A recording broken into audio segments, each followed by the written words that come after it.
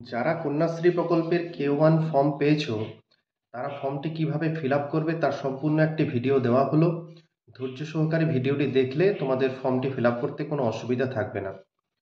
ফর্মটি fill up করার পূর্বেই তোমাদের বলবো, যে সমস্ত ডকুমেন্টসগুলো তোমরা স্কুলে জমা করেছিলে সেইগুলো সামনে নিয়ে বসবে। আরেকবার বলে দিচ্ছি, ব্যাংকের পাসবই, আধার কার্ড, জন্ম সার্টিফিকেট এবং বাবার বা মায়ের ভোটার কার্ড এবং 1 কপি পাসপোর্ট সাইজ ফটো, যেটা স্কুল ড্রেসে তোলাতে হবে, এবং হোয়াইট ব্যাকগ্রাউন্ড থাকলে ভালো হয়, বা হোয়াইট ব্যাকগ্রাউন্ড না থাকলেও কোনো অসুবিধা নেই। তোমরা ফর্মের প্রথমেই দেখতে পাবে 1 নম্বর কলামে স্কুল অর ইনস্টিটিউশন নেম, এখানে তোমাদের স্কুল নেমটা লিখে দিতে হবে। অবশ্যই তোমরা ফর্মটা ক্যাপিটাল লেটারে ফিল আপ করবে। আমি দেখো স্কুলের নামটা তোমাদের লিখে দিয়েছি, গৌরান্ডি, তারপর একটা বক্স ছেড়ে দেবে, তারপর RKS, তারপর আরেকটা বক্স ছেড়ে ইনস্টিটিউশন। ডাইস কোডটা গোরান্ডি স্কুলের ক্ষেত্রে 19240404804। ব্লক বারাবণী লিখতে হবে, অর্থাৎ এটা তোমাদের বাড়ির ঠিকানার ব্লক নয়, এটা স্কুলের কোন ব্লকের মধ্যে পড়ছে এটা অবশ্যই গোরান্ডি স্কুলটা বারাবণীতেই হবে। ডিস্ট্রিক্ট পশ্চিম বর্ধমান, দেখো পশ্চিম এবং বর্ধমানের মাঝে আমি একটা বক্স ছেড়ে দিয়েছি, এভাবেই করবে। এরপর 5 নম্বরে অ্যাপ্লিকেন্টস নেম, এখানে তোমাদের নামটা লিখবে। দেখো এখানে লেখা আছে প্রথম বা ফার্স্ট, মধ্য, মিডিল, পদবী বা লাস্ট। তোমাদের প্রথম নেমটা এখানে লিখবে, অর্থাৎ তোমাদের যে নাম আছে এবং তোমাদের যে টাইটেল নিচের ঘরে পদবী বা লাস্ট আছে সেখানে লিখবে। যদি কারো মিডিল নেম থাকে, যেমন ধরো মেহেক কুমারী, যদি এরকম নাম থাকে তাহলে কুমারীটা মিডিল নেমে লিখতে হবে। জন্ম তারিখটা জন্ম সার্টিফিকেট দেখে অবশ্যই লিখবে। ক্লাস অষ্টম শ্রেণী 8 এই ঘরটাই টিক দেবে, বা তোমরা যদি অন্য ক্লাসের হয়ে প্রথম কন্যাশ্রী ফিল আপ করছো সেক্ষেত্রে সেই ক্লাসের পূর্বে একটা টিক মার্ক দেবে। পিতার নাম বা ফাদার্স নেম, এখানে বাবার নাম লিখবে। এখানেও দেখো ফার্স্ট, মিডিল এবং লাস্ট নেম লেখার জায়গা আছে, অর্থাৎ বাবার নামে অনেকের মাঝে চন্দ্র বা কুমার এগুলি যদি থাকে তাহলে সেটা মিডিল নেমের ঘরে লিখতে হবে। এবং তোমার যে টাইটেল, অর্থাৎ ধরো কর্মকার বা মণ্ডল, এটা পদবীর ঘরে লিখবে। মায়ের নামের ক্ষেত্রেও একই, ফার্স্ট নেমের জায়গায় প্রথম নামটি লিখবে, মিডিল নেম যদি থাকে লিখবে, না থাকলে সেটা ফাঁকা থাকবে। পদবী বা লাস্ট নেমের জায়গায় লাস্ট নেম লিখবে। এরপর পিতামাতার এপিক নাম্বার, অর্থাৎ তোমরা যে জমা করেছিলে স্কুলে বাবা বা মায়ের ভোটার কার্ডের জেরক্স, সেই ভোটার কার্ডের যার ভোটার কার্ডের জেরক্স জমা দিয়েছিলে সেই ভোটার কার্ডের নাম্বারটা দেখে দেখে এই ঘরগুলোতে লিখে দেবে। 11 নম্বর ঘরটা তোমাদের কোনো ফিল আপ করার প্রয়োজন নেই, ওটি সম্পূর্ণ ছেড়ে দেবে। 12 নম্বরে এটা করাই আছে, আনমেরিড। 13 নম্বরে কিছু করতে হবে না। 14 নম্বরে তোমাদের যেটা কাস্ট, জেনারেল হোক, SC হোক, ST হোক বা OBC হোক, তার আগের বক্সে টিক দেবে। 15 নম্বরে রিলিজিয়ান, তোমরা যে ধর্মের, হিন্দু হলে হিন্দুর আগে টিক, মুসলিম হলে মুসলিমের আগে টিক, বা যে ধর্মের তার আগের ঘরটিতে তোমরা টিক দেবে। আধার কার্ডের নাম্বারটিতে এখানে দেখবে তোমাদের যে 12 ডিজিটের আধার নাম্বার থাকে, এই চারটি চারটি করে আলাদা আলাদা করে দেওয়াই আছে, এই ঘরটি আধার কার্ডটি দেখে নাম্বারগুলো লিখে দেবে। এবং শেষে দেখো আধার কার্ডের সম্মতিপত্র বাংলা এবং ইংরেজিতে দুটোতেই দেওয়া আছে, এগুলো তোমরা যে কোনো একটা, ইংরেজিটা করলে ইংরেজিটা বা বাংলায় করলে বাংলাটা লিখবে।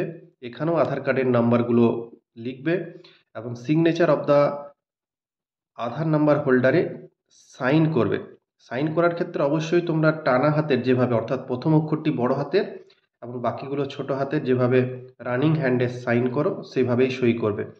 নেম অফ দ্য অ্যাপ্লিক্যান্টে তোমার নিজের নামটি ক্যাপিটাল লেটারে লিখে দেবে। এরপর সেকেন্ড পেজে প্রথমেই 17 নম্বর কলামে দেখতে পাবে পিতা মাতা অভিভাবকের ভোটার পরিচিতি কার্ড নাম্বার। এখানে তোমরা প্রথম পাতায় 10 নম্বর কলামে যে ভোটার কার্ড নাম্বার লিখেছিলে সেই ভোটার কার্ডের নাম্বারটাই লিখে দেবে। এরপর 18 নম্বর কলামে বর্তমান ঠিকানা, তোমরা বর্তমানে যেখানে বসবাস করছো সেই ঠিকানাটা দেবে। একেবারে শুরু হবে তোমাদের এই ভিলেজ এখান থেকে। এখানে আমি পানুরিয়াতে যাদের বাড়ি তাদের ঠিকানাটা কিভাবে লিখতে হবে একটা লিখে দিয়েছি, তোমরা নিজের গ্রামের নাম দিয়ে ঠিকানাটা লিখবে। যেমন পানুরিয়া ভিলেজ, রোড বা স্ট্রিটের ঘরটা পুরোপুরি ছেড়ে দেবে। পোস্ট অফিস পানুরিয়া, এখানে তোমাদের গ্রামের যে পোস্ট অফিস সেটা লিখবে। Police station Barabani.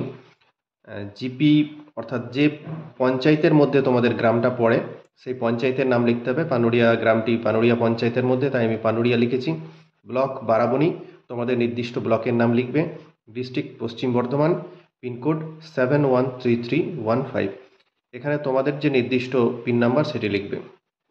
তোমাদের যদি প্রেজেন্ট অ্যাড্রেস এবং পার্মানেন্ট অর্থাৎ বর্তমান ঠিকানা এবং স্থায়ী ঠিকানা যদি একই হয়, তাহলে এই ঘরটায় তোমরা শুধু টিক দিয়ে দেবে, এই নিচের ঘরগুলি আর ফিল আপ করার প্রয়োজন নেই।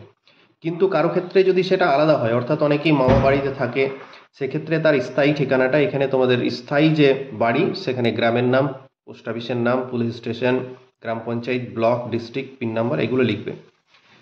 20 নম্বর কলামে দেখতে পাবে মোবাইল নাম্বার। এখানে অবশ্যই যে মোবাইল নাম্বারটা তোমাদের চালু আছে সেই মোবাইল নাম্বারটা দেবে। কারণ কি, তোমাদের ফর্মটি আপলোড হওয়ার পর মেসেজ যাবে সেই মোবাইলে, তোমরা মেসেজ দেখে বুঝতে পারবে যে হ্যাঁ ফর্মটি আপলোড হয়েছে, টাকা স্যাংশন হয়েছে, এই বিষয়গুলোও জানতে পারবে। তাই যে মোবাইল নাম্বারটি চালু আছে সেটি দেবে। এরপর 21 নাম্বার থেকে 25 নাম্বার, এটা পুরোপুরি ব্যাংকের বিবরণ। আমি যদি কারো স্টেট ব্যাংকের অ্যাকাউন্ট পানুরিয়া ব্রাঞ্চে থাকে সেটা একটা দেখিয়েছি। Bank name state bank of India, এখানে তোমাদের যদি গ্রামীণ ব্যাংক হয় তাহলে পশ্চিমবঙ্গ গ্রামীণ ব্যাংক এগুলো লিখবে। একটা ওয়ার্ড লেখার পর একটা বক্স ছাড়বে। শাখার নাম স্টেট ব্যাংকের ক্ষেত্রে এখানে পানুরিয়া, ব্রাঞ্চ অ্যাড্রেসও একই। যদি কারো গ্রামীণ ব্যাংকে অ্যাকাউন্ট থাকে সেটা দেখবে গোরান্ডি ব্রাঞ্চ হবে। আমাদের এখানকার ক্ষেত্রে অ্যাড্রেসটা পানুরিয়া বা গোরান্ডি দিতে হবে। অ্যাকাউন্ট নাম্বারটি এখানে অত্যন্ত যত্ন সহকারে নির্ভুলভাবে লিখবে। স্টেট ব্যাংকের ক্ষেত্রে পানুরিয়া ব্রাঞ্চের আইএফএস কোডটা হবে SBIN 0008543।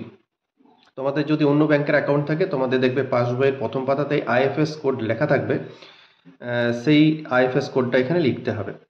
ব্যাংক অ্যাকাউন্টটা কিন্তু অত্যন্ত যত্ন সহকারে পাসবই দেখে ঠিকভাবে লিখবে। এরপর অ্যাপ্লিক্যান্ট সিগনেচারে এই জায়গায় তোমরা প্রথম পাতায় যেভাবে সাইন করেছিলে টানা হাতের রানিং হ্যান্ডে সেভাবে সাইন করবে। থার্ড পেজটি হলো ডিক্লারেশন পেজ। এখানে তোমাদের নির্দিষ্ট বক্সগুলিতে টিক দিতে হবে। যেমন প্রথমের আনম্যারিড এটাতে টিক দেবে। তুমি বার্থ সার্টিফিকেটের কপি দিচ্ছ এটা টিক দেবে। এরপর পাশেরগুলোতে বাবার ভোটার কার্ড দিচ্ছ এটাই টিক দেবে।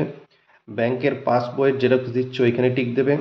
আধার কার্ডের টিক দিচ্ছ এইদিকে, অর্থাৎ এই দিকের শেষের 3টা এবং বাঁ দিকের প্রথম 2টো বক্সে তোমরা টিক দেবে। এবার দেখো ডেট এবং আবেদনকারীর স্বাক্ষর জায়গাটা একই হয়ে গেছে। এখানে তোমাদের ডেট দেওয়ার প্রয়োজন নেই, এখানে শুধুমাত্র তোমরা সই করবে রানিং হ্যান্ডে, যেভাবে তোমরা আগের পেজগুলোতে করেছো টানা হাতের, অর্থাৎ নাম এবং টাইটেলের প্রথম অক্ষরটা বড় হাতের, বাকিগুলো স্মল লেটারে রানিং হ্যান্ডে সই করবে। তার পাশেই দেখবে পিতামাতা অভিভাবকের স্বাক্ষর, এখানে বাবা কিংবা মা সাইন করবে। এরপর আর নিচের দিকের ঘরগুলো তোমরা কিছু করবে না, এগুলো যা করার স্কুলে করবে। লাস্ট পেজে সাধারণ কিছু নির্দেশাবলী আছে, এগুলিতে তোমরা কিছু লিখবে না।